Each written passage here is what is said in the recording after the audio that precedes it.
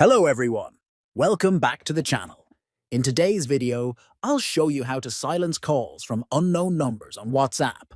This feature is really helpful if you're tired of receiving calls from numbers that aren't saved in your contacts. Let's dive right in.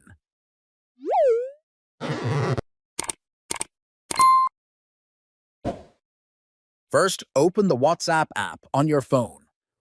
Once you're in the app, tap on the three dots in the top right corner if you're using an Android device.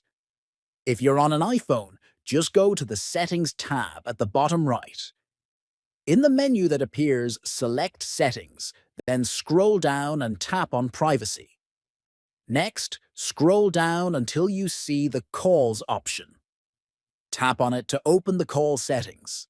Here, you'll see the option for Silence Unknown Callers. Simply enable this option.